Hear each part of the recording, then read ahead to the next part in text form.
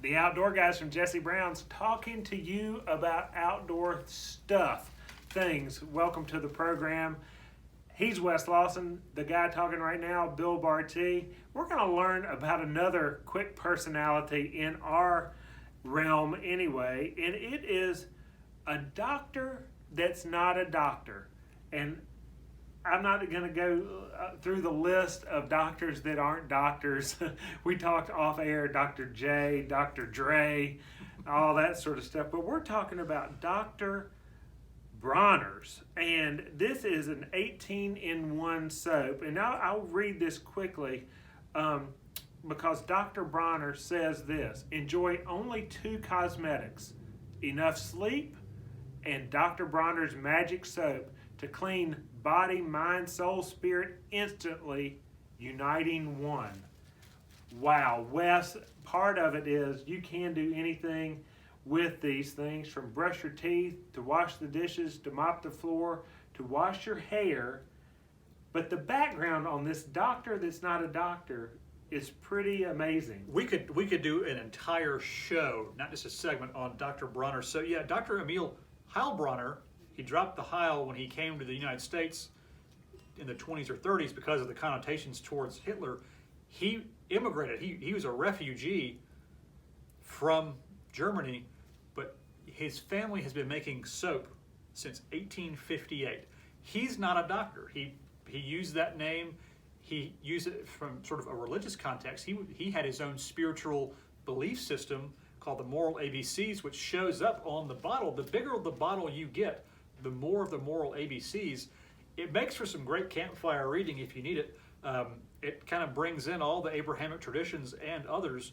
The soap really is pretty magical. I first used it probably 20 years ago, and I'll tell you what, it works. A little bit goes a long way. You can shampoo, you can shave, you can treat baby rash with it, you can wash your clothes. It's great if you're traveling. It's great if you have a child going to camp or going camping. It's all natural. There's no detergents. It's made in the USA. I mean, it's just kind of, it was a cult phenomena for years, and now it really has kind of hit the mainstream. You can get it at Jesse Brown's for sure, but you can get it at drugstores, and I mean, it just shows up. But it's a fascinating story about this man who, was a soap maker, which is not a job we think about. Soap's like chicken nuggets. It just sort of comes from somewhere. Yes, right? It does. But it's a Castile soap, so it's the least number of ingredients. Castile soap on its own has a fascinating historical background, which is for a whole other time. But yeah, a doctor who wasn't a doctor who changed pop culture. This stuff has become iconic. So it's certified fair trade.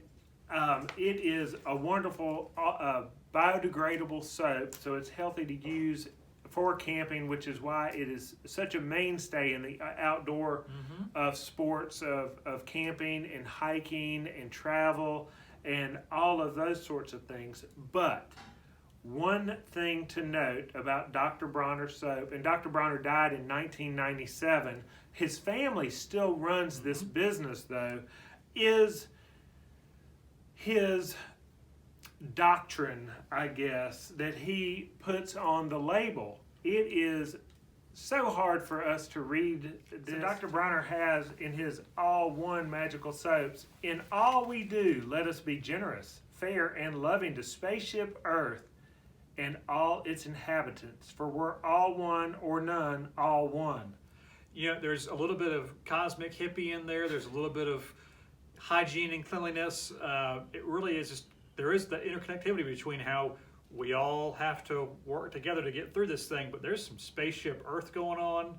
It's wild, and it's soap. It's a concentrate, so you do have to dilute this stuff, but it's awesome. It'll degrease pots and pans, clean your hair, you name it. Dr. Bronner's can do it. Hey, Wes, one thing you've been talking about on our Facebook page at Jesse Brown's, we invite you to go check it out. Wes has been talking a lot about product, but one thing that we've learned, and we can tell the things that generate more excitement than others, and we talked about this in the opening segment, but we wanted all of our listeners out there to know that, Wes, we have Mother's Day upon us, literally upon us if you're listening to us early on a Saturday morning. But hiking boots and hiking shoes and what those represent to a lot of moms out there, when you give that gift to your mother, you're not just giving a walking shoe or a hiking boot.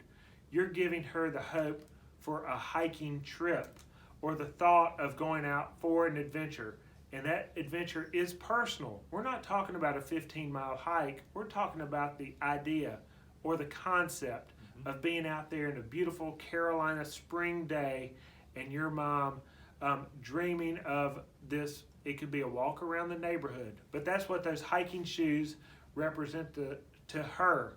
So remember that when you're giving that. The other one, Wes, you talked a lot about this. Many of our listeners may not know the joy of fly fishing yet, anyway. And that's what a lot of our fly fishing equipment, how it was received by moms out there when you presented it. It's not just a fly rod or a fishing reel or a box of flies. It's the idea of the adventure of beginning a new sport maybe, or rekindling an activity that maybe she had done in the past and desires to do again. And to do with you. So take mom fishing, take her for a hike. If you're going for a hike, make sure you don't bushwhack. And if you do, remember, those services aren't available, so mom can't have an ice cream cone while you're being found. Don't leave your mom out there like my mom left me out there. If you missed that part of the segment, go to jessebrowns.com and review it. We are glad that you joined us. For TJ Box, who's back at the studio, and Wes Lawson, who's about to turn off the show, this is Bill Barty saying, get outdoors, pick up your trash. We'll see you here next time.